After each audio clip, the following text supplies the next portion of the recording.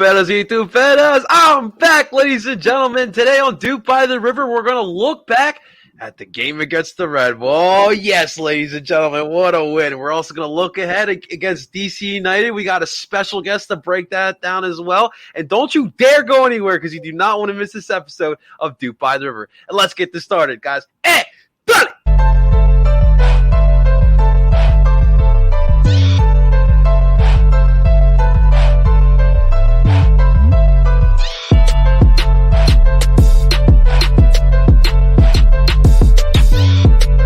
And that is right. Welcome, everyone, to DOOP by the River, the show where we follow everything Philadelphia Union, brought to you by Philly Sports Network. Ladies and gentlemen, welcome, everyone. Thank you so much, whether you're coming from YouTube, Twitter, Twitch, or TikTok. Thank you so much for tuning on in. Let me introduce to you guys my panel of expert doopers here, ladies and gentlemen. First up, let me introduce to you guys my man, Justin Bam, Bald Allocation Money Freiberg. Justin, what's going on tonight, baby?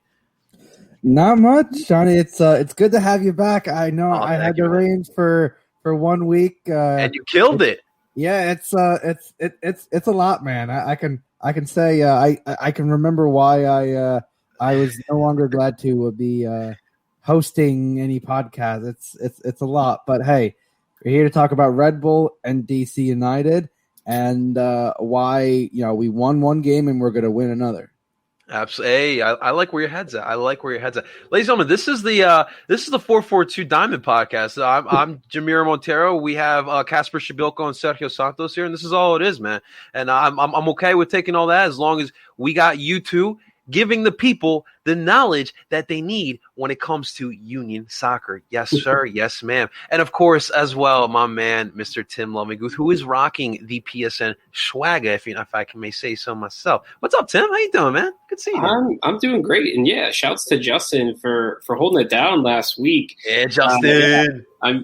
Mental health is no joke. And when you have those little bits of anxiety and depression, sometimes when things pop up, you can't record. So I appreciate Justin. Shouts to Mike Thomas. I don't know if he's right now, but Mike came on and helped out as well.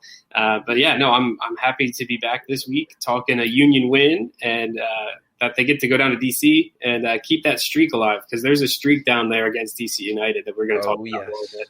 Oh, yes, absolutely. Now, seriously, thank you to Mike. Thank you to Matt as well from Posts and Pints as well. It really means a lot to me. Like, obviously last week I was away on vacation, my first vacation since obviously pre-COVID and the weird year that we had. So being able to have Justin, everyone at PSN and, great friends to the pod like Mike, like Matt, we have so many great friends like that. Being able to rely on people like that, it's so beautiful. We really appreciate the community that we have here. It's all for the love of the game. That's really all it is. Colorado was great, guys. Real quick, man. Listen, if you guys have the opportunity to go to Colorado, if it's for a Rapids match, which I'll get to that in a second, definitely go out there. Definitely go out there. Listen, you're making me. This is not a paid programming. No, I was supposed to go out there last Memorial Day weekend. Same. To go see the Rapids Union game. Yep. I was going out. I was going to stay with my cousin, and I knew I had to cancel, but I was like, I knew what it was, and I was like, So I was a little jealous. I saw this. So obviously I didn't go to a match. I think they played the night before when I was there. So I just wanted to do my TikTok thing. I did one in front of Dick's Sporting Goods Park. I will say does give remnants of MLS 2.0, kind of like Subaru Park does. But I honestly, even I go out to Commerce City. It's not in Denver. It's in Commerce City. I love that. Honestly, I love that because I can just imagine like match days out there. It's kind of the stadium is kind of in the middle of nowhere. There's like a neighborhood like maybe like a minute away. But no, it's kind of like similar how you see Chester, right? It's a little secluded. And I love that because I know when I'm in Chester, no one's going to bother me. It's just the Union family. You have maybe the opposing side, a couple fans here and there, but I just love that. So shout out to the Rapids Nation. Dick's Sporting Good Parks is a great one, and definitely you guys got to check that one out. But guys, let's get into what we got here today. Before we get into any action on the pitch for blue and gold, I want to talk about the MLS. They dropped the parlay jerseys on us, boys. We got parlay jerseys again. You guys know the deal. MLS doing their part of, just trying to, preserve our earth. I don't think that's a bad thing. You get some dope soccer swag, right? And then you get it's a good cause in as well. So the parlay jerseys have been announced, have been released. It's different colorways, you may say. So there's ones where it's like a kind of like a light blue white going on with blue trimming, and then you have another one where it's like a darker blue. Actually, kind of looks like the Columbia jersey we've seen Justin don a little bit with a little. I think it's like a red trimming, but. We'll start with Tim today, man. So how do you like these jerseys here this season with the parlays? Yeah, I mean, they're good. This has always been something that I think is a great cause. It never tickles me enough to go buy a jersey, but I like the idea behind it. This year they're using, they keep saying it's recycled ocean plastic, which is part of the jerseys. It's built into the jersey. So, more about MLS trying to be a sustainable league, things along those lines. The colors are cool. But yeah, it's not enough for me to go buy one, especially when the Union just dropped that fire home or away jersey. I keep wanting to call it the home jersey. Is that what we're wearing today, Justin? No, this is the the Pride Pride thing. Pride Night jersey. That was also a good one. I wasn't able to get to the store when they had them this past weekend. I definitely would cop one too, man. Yeah, it's definitely nice. Yeah, I wish we could wear some of those like out on the pitch instead of like being practice ones. The Union have had so many beautiful practice ones. Like I remember the playoff one, the Artesano, when we first saw. Those are just beautiful as well. So I would definitely wish we could get some more of that. Justin, what are you thinking, man? Is this going to be part? Are you going to get the? Oh, well, I guess we can't get the Columbia one. I guess you can if you really wanted to. The one that looks like Columbia. But what do you think about these? If the Union had the darker one, I would have said yeah. I don't know. I had a bunch of people say to me that like they're getting it, and I'm like, and people looked at me mainly because they know I will buy a good looking jersey. And I'm like, I looked at it and I went, I just wasn't feeling it. Like it. I feel you. I know that every year that the Union have had the parlay, they've had the opposite color of the one I wanted, and so I was like, every year I'm like. I'm like, if you give me the opposite one, I would buy that. And I'm like, this one, I'm just like, I'm not feeling it. I feel you. And that's crazy because we all know Justin has a budget and he holds a certain amount in that budget for soccer jerseys. And he's saying, this ain't good enough, MLS. I need more. Hey, we respect that's when you know it's serious if I'm saying no. I mean, to be honest with these jerseys, if it had been swapped and the Union got the dark blue ones, the crest would have been a red color. So I don't know if many fans would have been happy with that. Yeah, that's very true. Very true. Well, definitely, guys, if you are interested, definitely they're on MLS.com. You can check those out. I'm sure. So on the weekend of May, next week, so Memorial Day weekend, they'll be presented. I'm sure you can buy them, even if you aren't a Union fan. I'm sure you can buy them at your local stadium or team store. So definitely check those out on MLS.com. Next bit of news of note, guys. CCL date confirmation, ladies and gentlemen. It is finally been arrived here. So we have official dates. On August 12th, the Philadelphia will be traveling down to Mexico, La Ciudad de Mexico, at 10 p.m. to face off against Club America in Estadio Azteca, the famous Estadio Azteca. And then on September 15th, they will come back up here at Chester at Subaru Park, a 9 p.m. kickoff there. That will be leg 2. So make sure you have time now. Get your plans ready. Listen, I would love to go down to Mexico, but I'm not making any promises. But yes, so we have these dates here set in stone. With that being said, a couple matches actually got rescheduled. Our September 3rd match against the our New England Revolution match in September got rescheduled September 3rd. And then on our late September, early October, I'm not sure when that was originally, but FC Cincinnati now is moved to October 9th at 7:30. Boys, does this get you even more juiced up for CCL semis?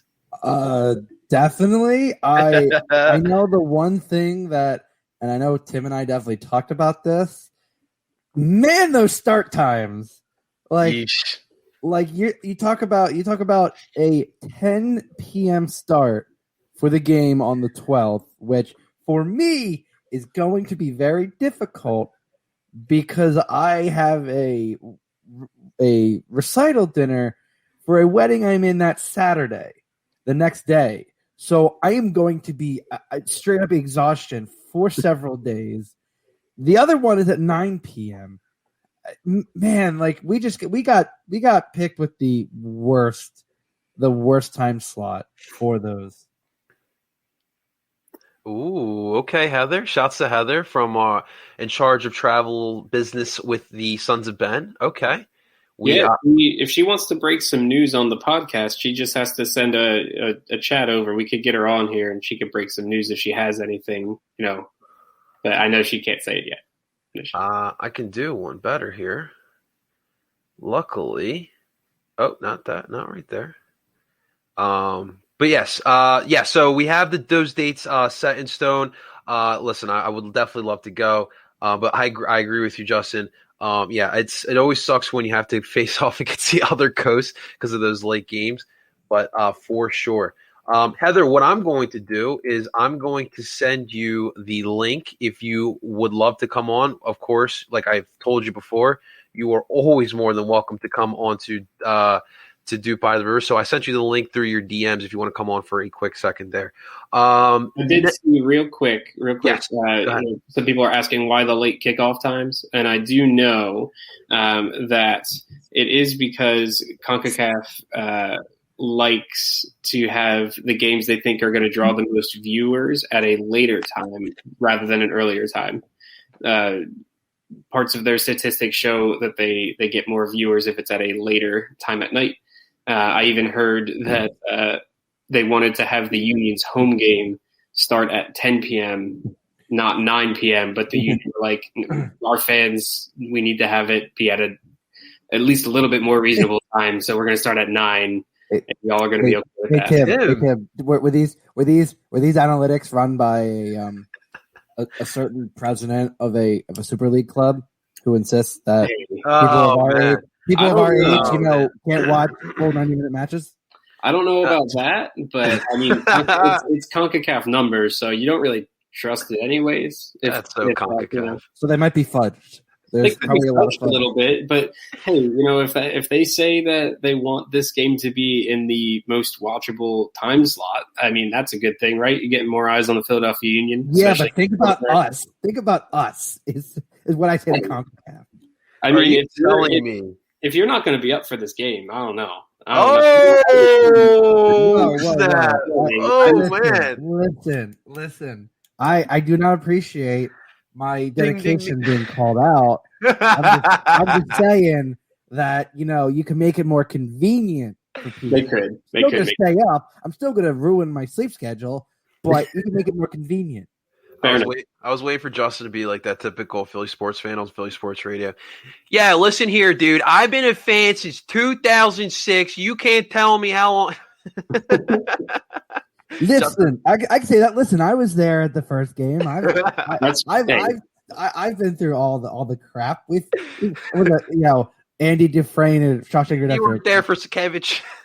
Yeah, I was gonna say you weren't there for the coach slapping asses. Like, yeah.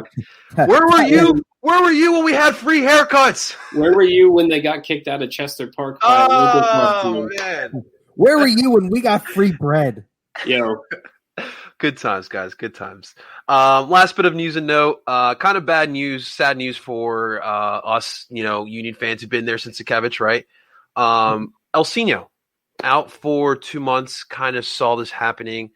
Listen, I love Elsinho. He gave me some great memories, but I will say I'm kind of looking forward to life after Elsinho, if that makes sense. So when I watched the Union the past couple of years, it was evident, second half, you need an offensive spark. We know where Jim's going. It's going to be a 4-2-3-1, Elsinho getting out there at the wing. And that, I felt like last year it kind of started being, teams were catching up. Like teams found a way to kind of stop that. And Elsinho is getting older. I mean, he's like in his 30s, 30-something now. I think he's the oldest player on this team, if I'm not mistaken. And, it'd be nice to kind of look at life after Elsinho, who are these bench players. And I think we've got good young options who can grow into being good, solid bench pieces for this team. So, yes, I don't want it to end like this. I think he'll be fine. Like, I think he'll become later on down the season, maybe around Club of America time, we can probably see Elsinho out there. But yeah, man, I'm just looking forward to life after Elsinho. Hopefully he does come back nice and healthy. But that's just how I feel about the Elsinho situation.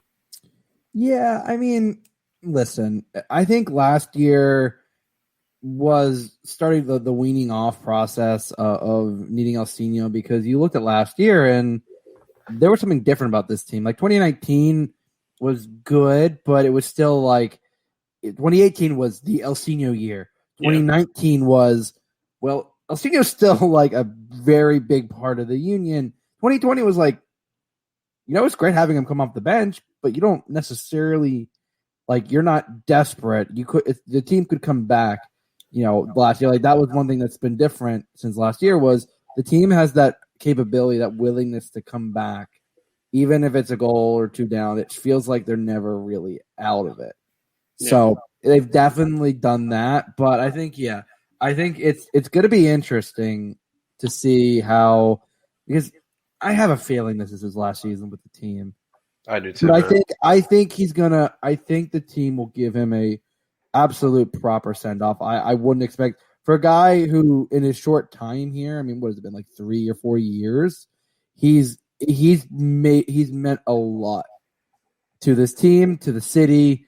And I think everyone has nothing but respect for him. I know I certainly do. And I think he's going to get the proper send-off if that's the case. Yeah, like his creativity alone was that game changer. And we even saw, he came in that one game early on this season. I believe it was against Miami, where he did get that, re-aggravate that injury. Yeah, man. But,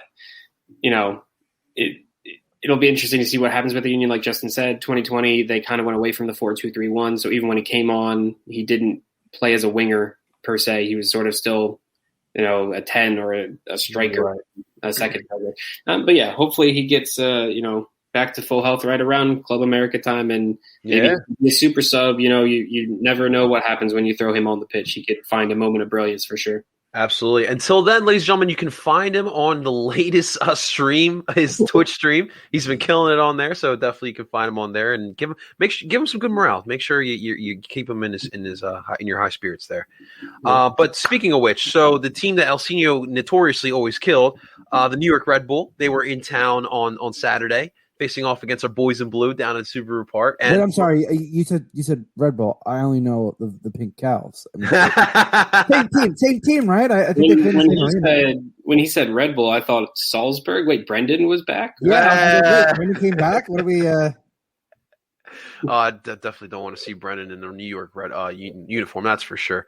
Definitely would be paying for that one there. But huge win by our boys in blue. 1-0 victory. Now look, 1-0 usually it's not a big win, but when you beat the Pink Cows, as Justin alluded to, it is always a great day. The 10 years we have to deal with those guys, and for a while they were the better team, yes, but times have changed. The I-95 belongs to Philly. Still does. And we definitely took it to them. Obviously, I was in Denver. I was away, so I didn't get to watch too much of the match. But just watching the goal, right off a goal kick, Corey Burke getting that header, and then Fontana to Montero. Corey making the beautiful run, extending those long legs of his to get that ball behind Coronel. It was Coronel had to get botched by Coronel in that one. Yeah, that not a great. That sucks, man. Yeah, the angle for Corey was tough. So yeah, Carlos didn't see himself in a lot of glory. That was definitely nice. But yes, the Union, a great job on that goal. That's all they really needed. They played a solid defensive match against this team. I was definitely worried about Caden Clark. I know what Caden Clark is. I know he's going to be a good player here and, of course, over in Europe when that day comes for him. But we just flat out, it was a good performance, and they got the job done. A huge 1-0 win. Tim, what did you see on Saturday that was working for the boys, man? We got this big win. the thing that worked the most for them was they got the early goal, and that's something we've seen the Union have been able to do over at least last season. They would score early, and then they would kind of just dominate teams. Against Red Bull, it's a little bit different in that they both try to press. So it was essentially, can you beat the player in front of you? And if you can beat the player in front of you, then you'll most likely end up with a good chance. And the Union were able to put that one away in the 9th minute. So that was the main thing there. I would say the rest of the match, the Union probably should have had a few more goals there. You know, Carlos Coronel made 4 good saves, I would say, on the night. Union dominated in shots. They had 12 shots, 5 of them were on goal. So, I mean, you could tell there's still problems in the attack. It's something that someone like Daniel Gazdag would definitely help with to create some more chances there. But it was, kind of like you said, Caden Clark didn't have it. He was kind of playing as a shuttler midfielder rather than a 10 because they had Frankie Amaya at the 10. Leon Flock shut down Frankie Amaya. And then when Clark was sort of running down their left side, the Union's right, it was Olivier and Bizo shut him down and then forced Clark to defend. And he's a great offensive talent, but the kid is not a good defender right now, and Bizo made him look silly on multiple occasions.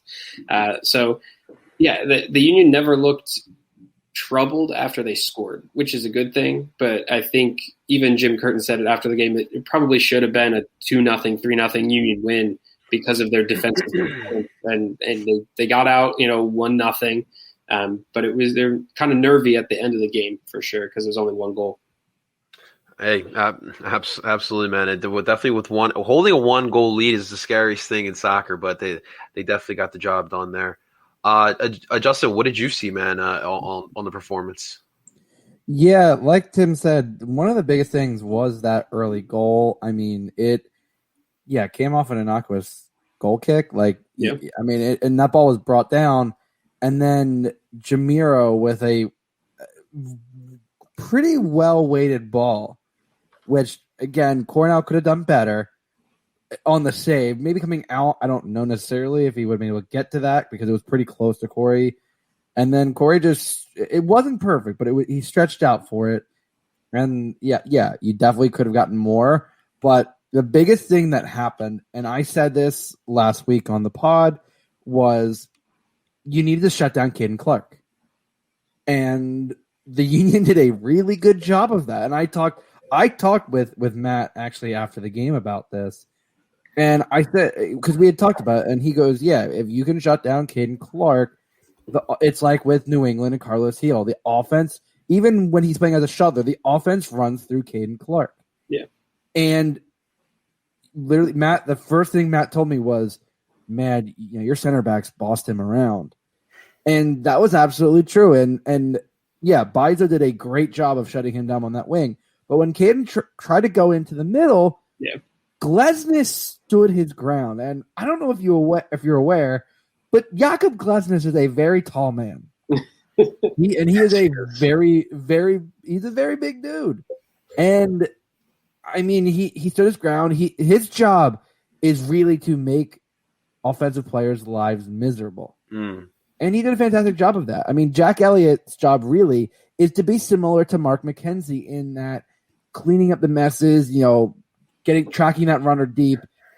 And Jack did a perfect job of that. But that's what he was also allowed to really have his passing range.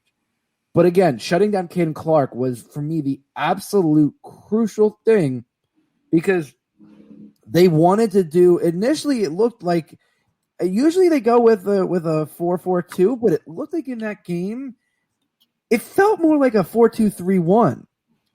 At least the way that, because, and I talked with Matt, Fabio up top was it. Yeah. And I think Amaya was in the middle and you had Caden Clark on the one wing, which, again, the Union kind of go in and out of that formation too. So I think that's why you could say that's why he was on Bizo's side, because if it would have been a diamond, he would have been on that side. But because it was more of a 4-2-3-1, he was definitely out on that left wing, our right wing.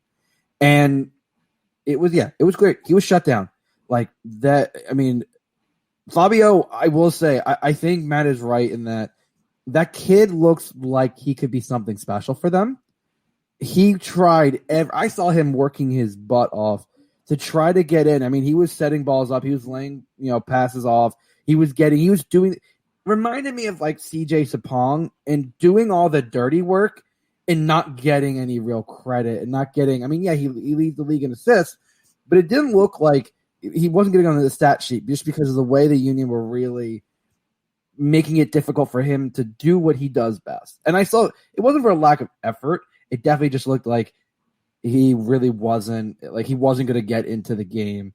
But no, I mean, listen, the Union defense, that has never been in question.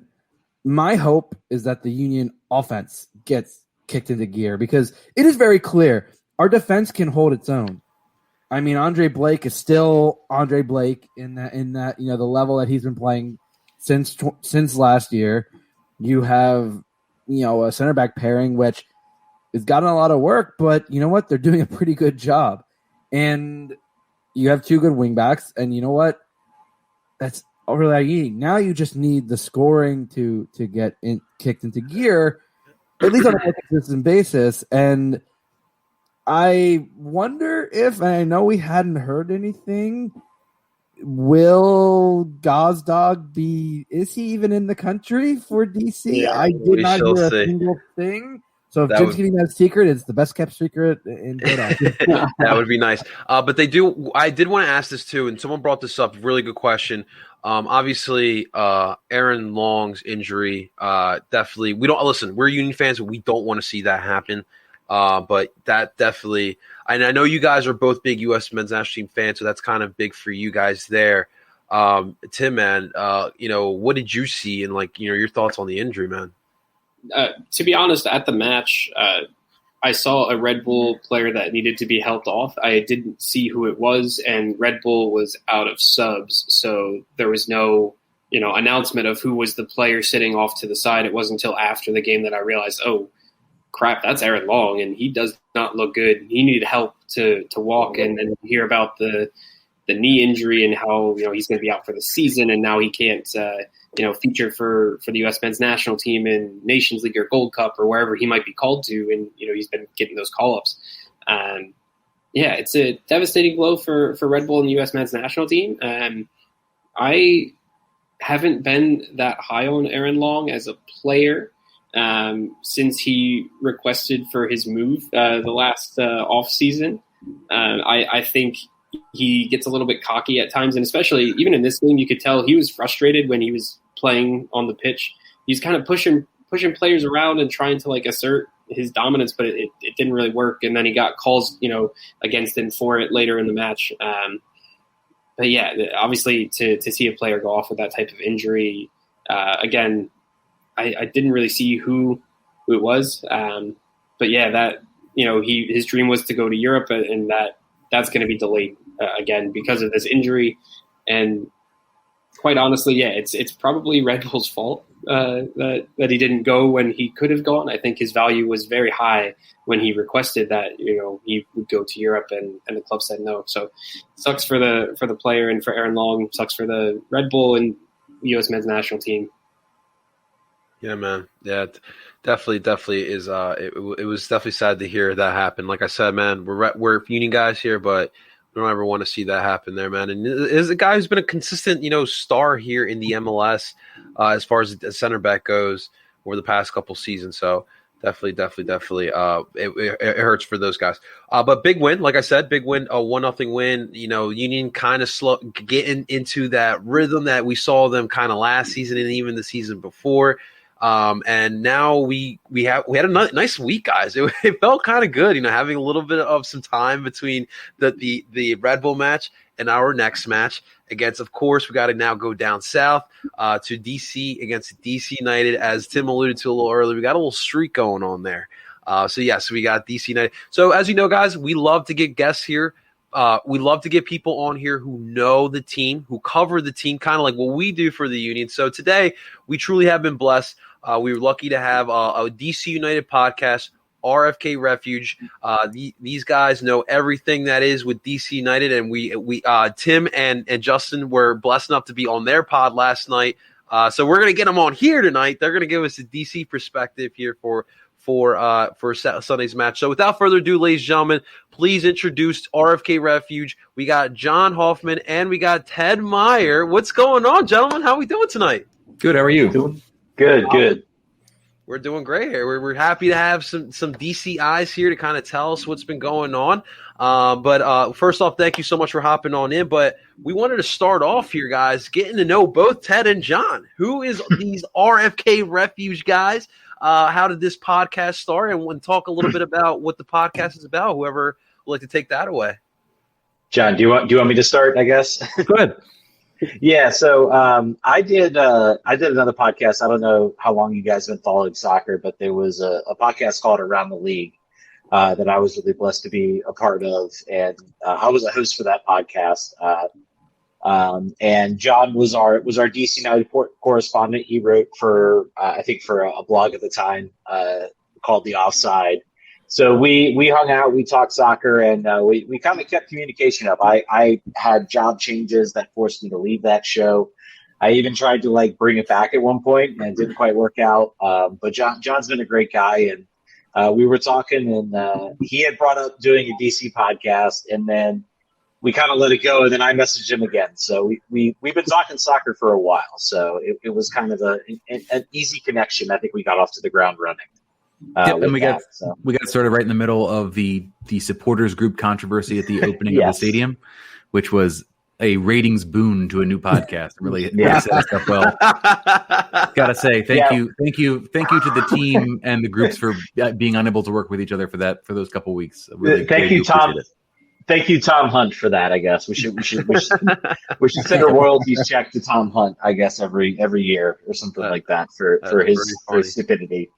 Well, we know a thing or two about supporter group drama here, but anyways, to other points out there. But no, very also, it's funny too. I really love you guys use the RFK in your name.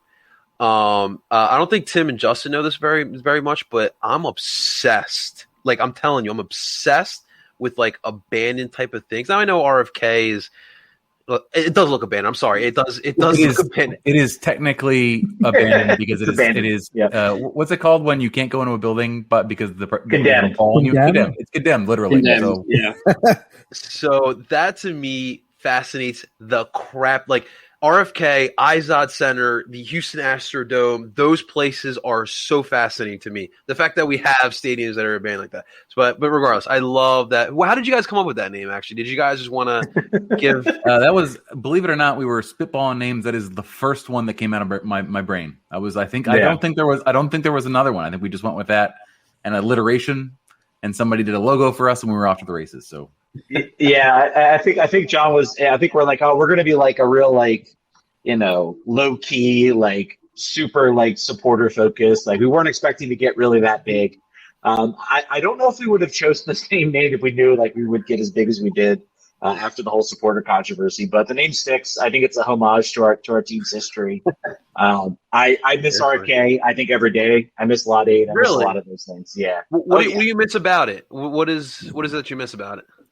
There's so much community that is kind of lost. When you go to Audi Field is still a great stadium to watch a game. The sight lines are really nice, but Lot 8 really made RFK. When you went to the tailgates that they had, if you guys haven't ever been to one or never got to go to one, I'm sorry. They were legendary. The supporters. I went to one with the Sons of Ben back in 2014. One of the last few years they went down there, so that was a fun time.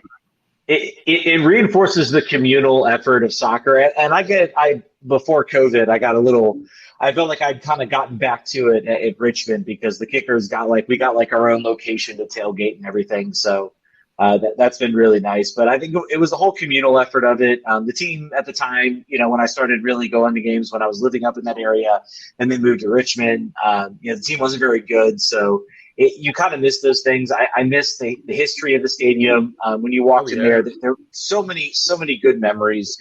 I guess that's really what it came down to, John. I don't know if you felt the same, but no, I think I've described it on the show as it felt like no parents' house. Like I felt like the place where you go over to your friend's house and the parents weren't there and you could do whatever you wanted and you could break stuff and it wouldn't matter because it wasn't your house and who cares. So it really was like that. There are so many times where there would something would fall off the roof, the chair would break. The field would flood. The lights would cut out. It was Sounds just like Veterans Stadium. It was yes. It's got a body count almost. The stadium. So it was a real. It was a real. Do you have a judge in a court in the basement too? I don't know. There's no drunk tank. Unfortunately, that was before the era of the drunk tank. But yeah, I miss it because of that. Like Ted said, there's no bad seats in Audi Field. It just doesn't have the character yet. It just takes. So give it 60 years. I'm sure they'll. I was gonna say you just need like a little chisel, like for infrastructure to start falling off. Just start like walking around with like a pickaxe and just go. All right, I'm gonna make my own little. Be like RFK again. We'll be deliberately aging it. It's like distressing it. There are already plans. They're going to implode the stadium soon. So soon it'll be no more, which is very sad. And I don't know if there'll be a crowd out front. I might try to make it out there for when they. I definitely would. Yeah, absolutely. It's one thing I regret. Never was there for the Veterans Stadium demolishing, but not many stadiums can say they were the home for 3 professional teams. Obviously, you guys have a long history of baseball. It was the Senators back in the day, and then obviously Nationals. Also Nationals. The football team was there for all the Super Bowls, and then obviously DC United. So it definitely very cool. But don't forget the Nats. I mean, don't forget the Dips. Do not forget the Dips and Team America as well. So don't forget those. What are these teams? The Dips and who else? The Washington Diplomats of the NA. You clearly don't follow. You clearly don't follow Pablo Maurer if you don't know who the Washington Diplomats are. He runs that constantly. Getting into Pablo. I'm starting to get into Pablo there. All right, so we went down a little memory lane with DC United here. So let's get to this version of DC United. A lot has changed. Tim alluded to kind of our winning streak at Audi Field. It's kind of been evident. It's been like I hate to put it to you guys. You guys seem like nice guys, but it's been essentially like a second home away from home. Since it's been the home of DC United. But this current DC United team, very interesting. I've heard a lot about Hernan Losada, obviously Argentine manager who was managing in Belgium. I was watching your guys, so I didn't watch the match, but I was reading the stats, the lineups, and everything against Orlando City. The tactics, I was like, wait, what was that formation? It was like a 3-1-4-2. I was like, wow, that is some creative ass tactics there. Ted or John, whoever, what is this DC United in 2021 like? Good question. I think it depends. It depends on how many bodies we have on the field, on the sidelines. It's been we don't know. To be honest with you, right now, it is such a work in progress for a number of reasons. It's a work in progress because, as you said, Hernan Losada is instituting a new style of play, a new formation, and he has. I would not blame him, but there are like on a good day, 14 players, 15 players that could play because all the rest of them are injured. We're getting back to full health now, close to full health. We had a full bench for the first time all season last game. So progress on that front. But I think if you look at the statistics, it's one of those things where your eye test and the score line and sort of the advanced analytics do not all jive at once. When you look at it, you're like, you look at that San Jose game where they get blown out.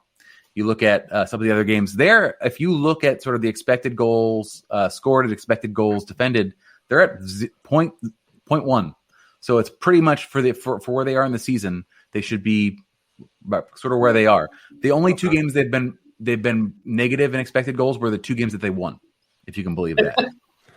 All the other games they've been ahead.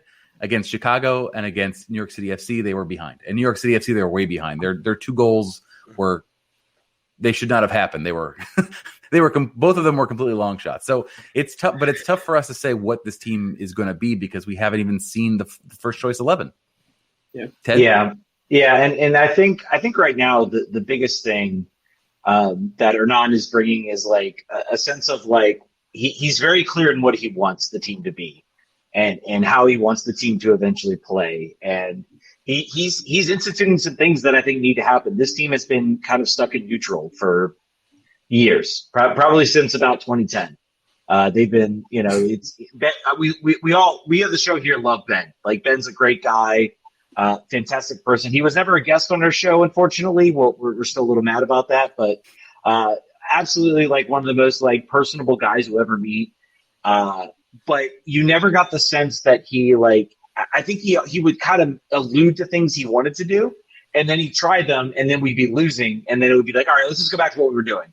Let's bunker the ball. Let's fight hard, grit, all that stuff. And what Hernan has brought, I think, is he says, I want to play direct. I want to play high press. So he wants to basically do what the Red Bulls kind of do in a way, in that they want to be a high pressing team and really get after the game. They're going to concede possession. That's their goal. And they're going to like be at like 30%, 40% possession, but they're going to get the ball and then their ideas go.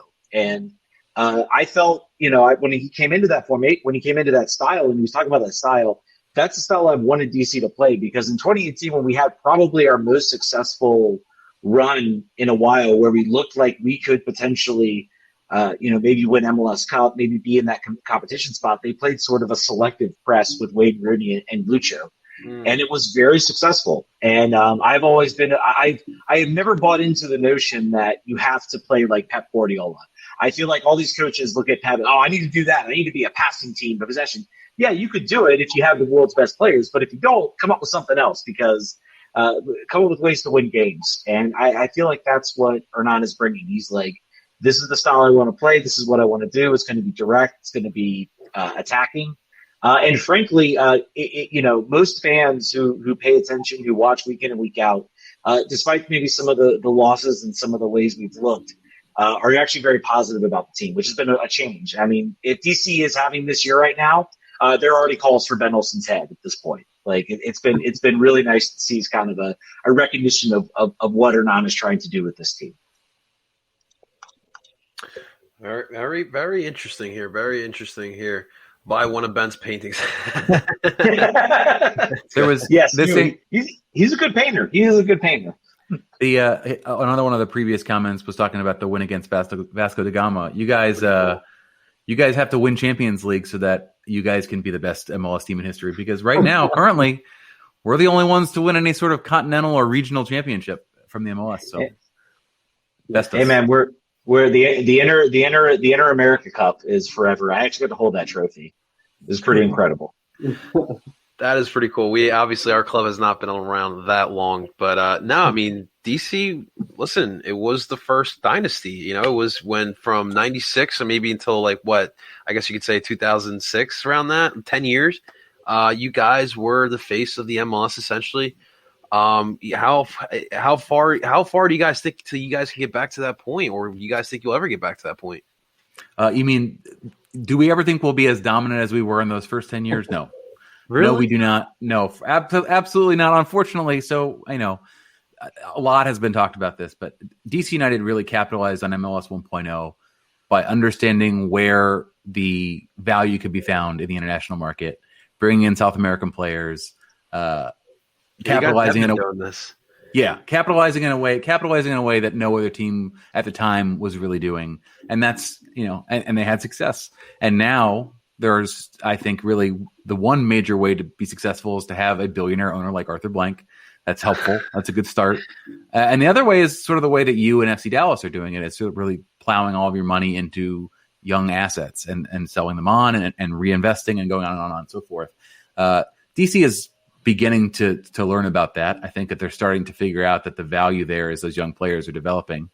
But we're sort of in between, right? I think that the Hernan Losada hire was meant to be a restart on the soccer on the field, a restart on the philosophy around the play. There's not a big change in spending on the roster.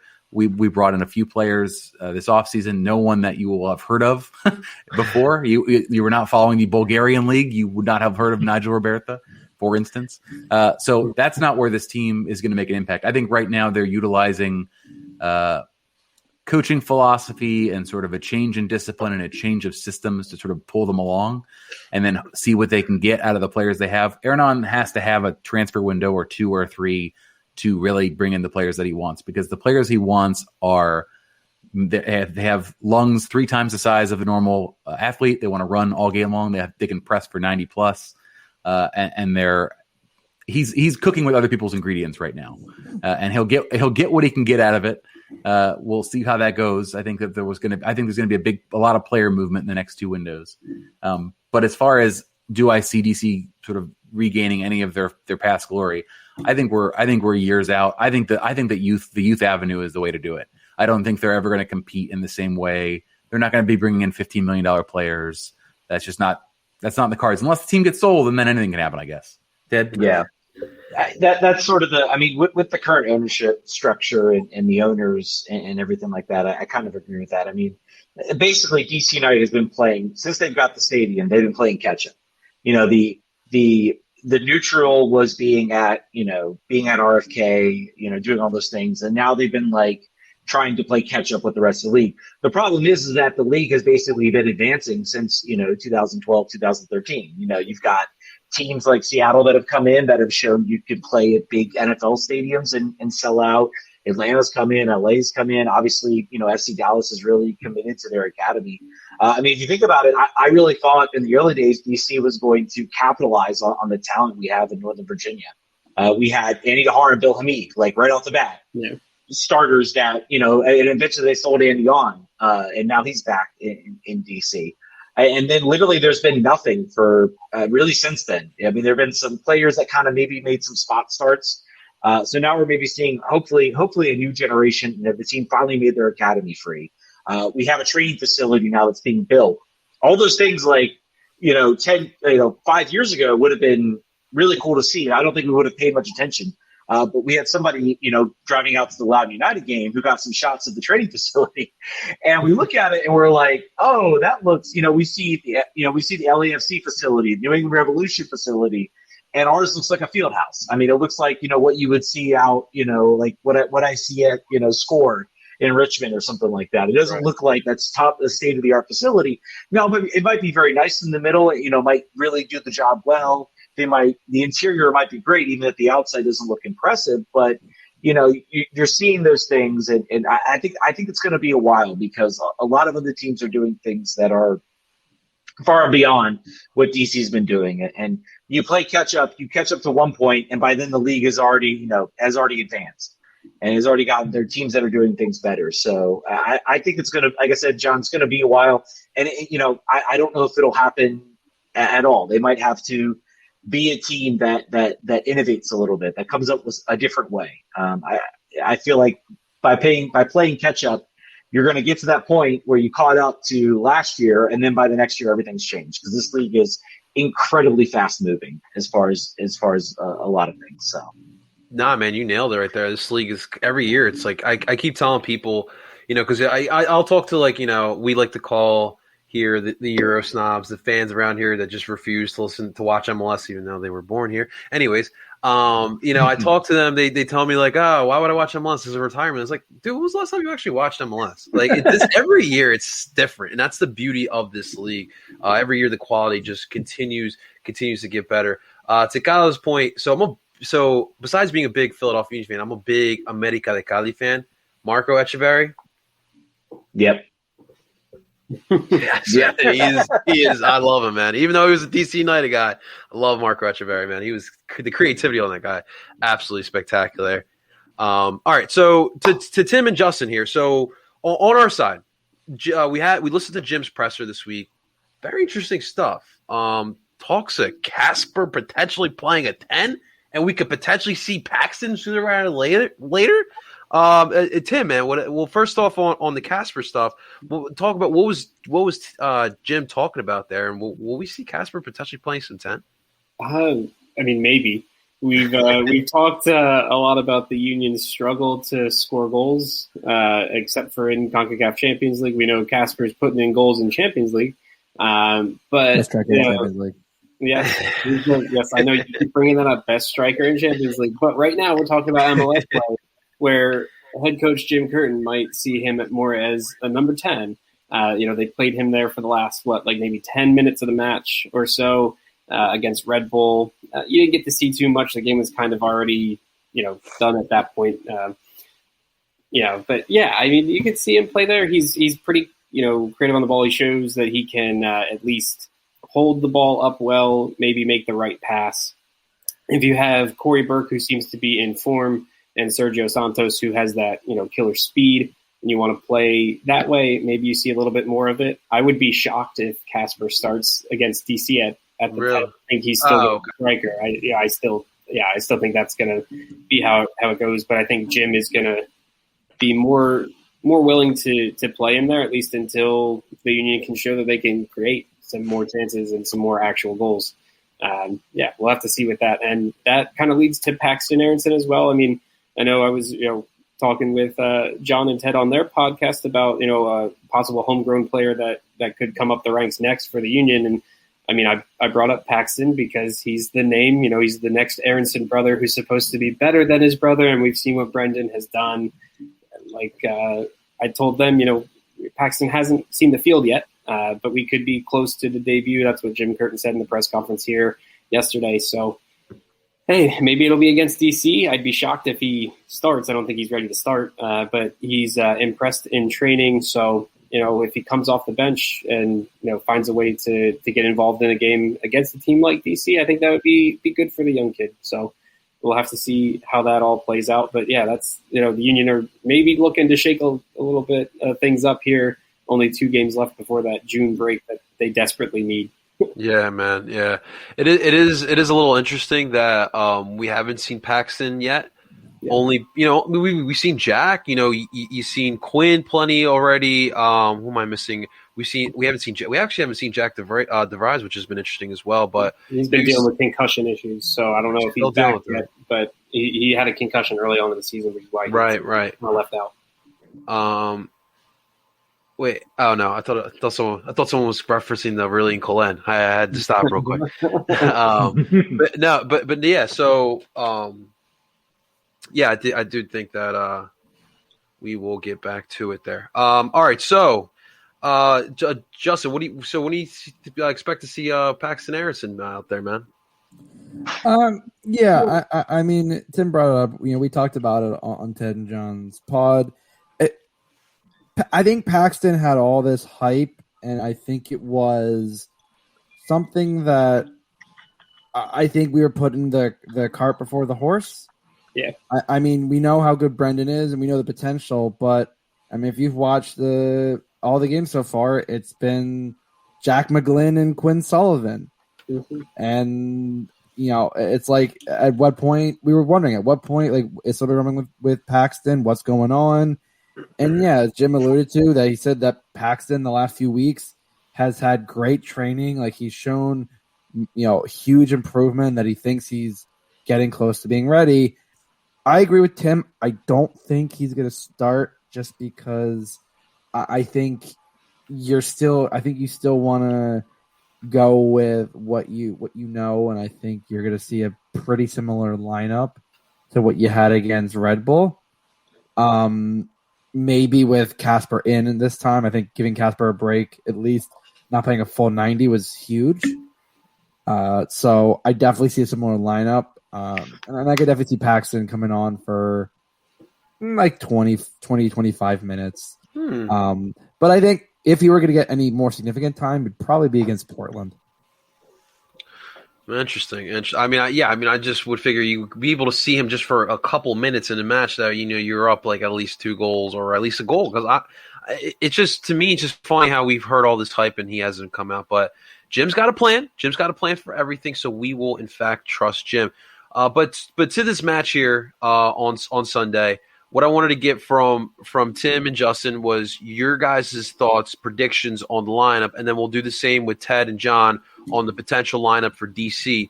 So, Tim and Justin, I guess, Tim, you could start off here. What do you think the lineup will look like for our boys on Sunday? Yeah, obviously it'll be 4-4-2 diamonds. You got Andre Blake always in the back. Backline's going to be the same. Jim Curtin does not rotate his backline. It just doesn't happen. I saw a stat on MLS's website that even though the Union have played the most games, even with CCL and the most games in MLS play right now with 6, they've only used 17 players, which is the least out of any team. Even DC, with all their hurt players, have played more players than the Union this year.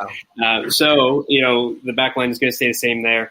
I expect El Brujo Martinez to be back at the 6. His suspension is up, so I think Jim will roll with him, play him there, and then move Leon Flock out to the shuttler midfield position on the left, Ale Bedoya on the right. Jamiro Montero moves back up to the 10, and then your strikers are going to be, I believe, Corey Burke and Casper. I know they're very similar, but Corey Burke seems to be the hot striker right now, and Casper, you can't really take him off the field. And I think you bring bring Sergio Santos off the bench as a late game sub to change a game type of player right now. Interesting. Shouts to Paul Catrino with the clip from or the flick from the YouTube. It was a scrimmage, a little interleague scrimmage there. Yes, I'm real quick just to get off topic. Those U2 jerseys, please. I wish they were in USL so we could actually watch them play. That's where I'm at with that. Yes, that too for sure. But those kits, man, they're really nice for you. I guess I don't know what we're calling it now, but a reserve league. That's really really nice kits there, for sure. Justin, do you see any changes, or you agree with similar to what Tim said? Yeah, I mean, you know how Jim is. I mean, the back line, the midfield are gonna stay pretty Jim consistent. Sadi. I mean, Jim is Jim. I've said this, that Jim doesn't rotate. Like, that's not his thing. I mean, don't get me wrong. It's been for good or bad, but he doesn't really rotate much. Maybe up top, again, it's always, do you go with Corey and Casper? Do you go with Casper and Sergio? Or do you go with Sergio and Corey? I don't know. I think you're going to probably have you're probably going to have Casper and Corey and Sergio, because Sergio doesn't really play a full 90, at least, the way he plays. So him coming off the bench is a pretty good option. But yeah, I mean, it's Jim. Jim doesn't make many changes. That's how he is. We love him, but that's how he is. We understand. We definitely understand there. All right, Ted and John, how's DC going to look against the Philadelphia Union on Sunday? It's going to depend on who's healthy. I think is the main thing. I mean, the back line is pretty much set. It's going to be Fred Berliot, Brendan Heidzike, and Antonio Alfaro in that center defense, 3-man back line. The wing backs have kind of changed. We've seen Julian Gressel play there a lot. It's sort of the right wing back. And lately then we saw Andy Nahar. We've seen a few of the players play there. Center midfield is any combination of Moses Diamond, who's been a real bright spot if you want to talk about academy players. Pay attention to him. The guy's 17 out there and looks and plays better than I think some MLS players I've seen play there. And then it's either Junior Moreno or Russell Canals out there. So Russell Canals has been – I think that's the real controversy in the lineup is what does that center midfield look like, the sort of first one, because Moses Diamond's been great. Junior Moreno's been solid, and Russell Canals has also been good. Russell Canals got the coronavirus shot and then or the vaccine, I should say, and then was out for a couple more games. Was on the bench today, but didn't come in. Bench last game, but didn't come in. And then obviously Paul Arriola is getting healthy. He started in that wingback spot for Julian Gressel and looked pretty good. I'd be curious to see him higher up the field. And then the front three has been kind of has been changed around, and it seems like maybe there's kind of a consensus. I don't know if we'll see maybe Paul Arriola pushes in there, but it's been Drew Skundrich, who they signed literally on Thursday, and then he started in that position. He was originally slated to play for Loudoun, and then was signed a contract. Apparently, showed really well in preseason. Also, he is in a relationship with Andy Sullivan of the Washington Spirit, which has been kind of interesting. Married to in a relationship. Oh, sorry. I wasn't sure if they were married in a relationship. There's a difference here, Ted. There is a difference. Well, I didn't know it was a relationship or if they were married, but we appreciate with you not following up with DC pop culture there.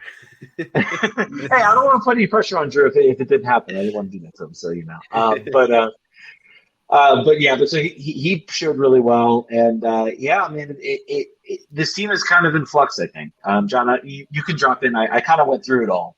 You went through it all. It's an open question. The forward is really wild. Like the goal scoring forward situation is wild. We were already sort of concerned about the depth. Then they signed like six forwards, and now we're already down to the fifth and sixth guy pretty much. Oh. Everyone's hurt. Nigel Roberta comes over from full season playing at Levski Sofia, scored like 8 goals in 9 games, comes over, plays for I think 15 minutes and then 10 minutes, and then has been out ever since with scar tissue in his hamstring that they found. Ola Kamara has played 25 minutes so far this season, hamstring.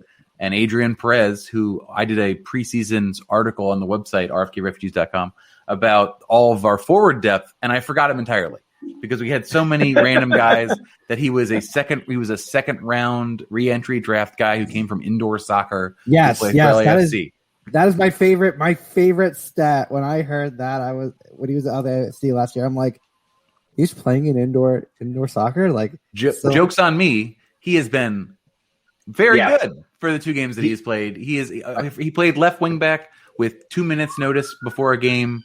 And as a forward, he hasn't scored any goals, but he looked really good. Anyway, you said all the players. It's a question of who starts. Probably Adrian Perez again. Yeah, and to add, just to add a little bit, we've been talking. Our really high paid player, Edison Flores, has been out there, and there are people who are ready to give up on him, and then there are people like me who kind of want to see more. And Adrian Perez kind of started with them.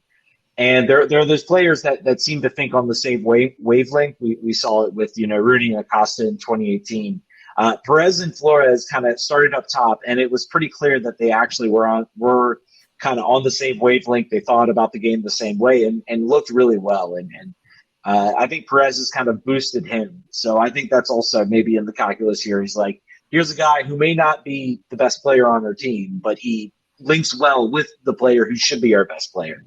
And he's looked really good. So he's been a surprise.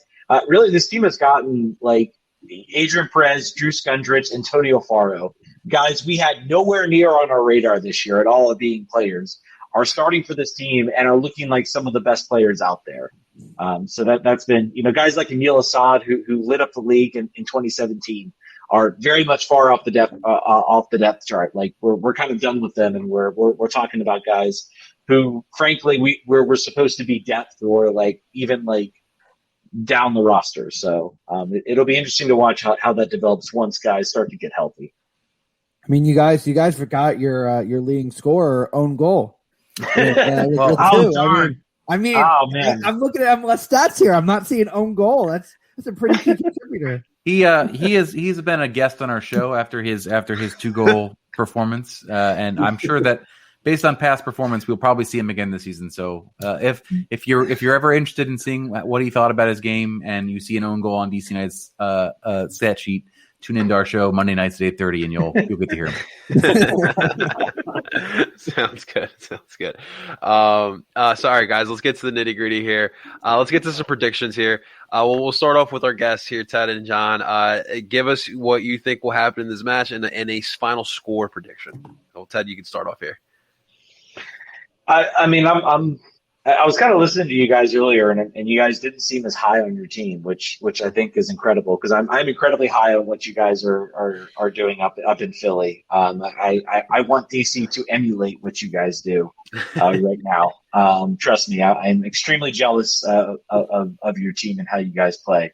I mean, I really think, and also Philly has been a real like sore spot for DC. I can't remember the last time we actually beat you guys.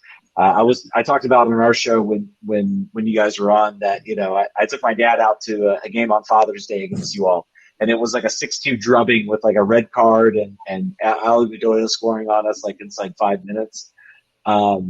So I am very negative. I think it's going to be a 3-1 win for you guys. I think you guys are gonna punk us in a lot of ways, and you guys always seem to do so. So, and then if I'm wrong, then I'm pleasantly surprised. So I think that's the coping mechanism I'm at right now. Ted, to your point, in MLS play, we haven't really started off too hot this season. I think we'll be fine. We're your jumping off point. That's what it's going to be. If it wasn't Chicago, it'll be DC.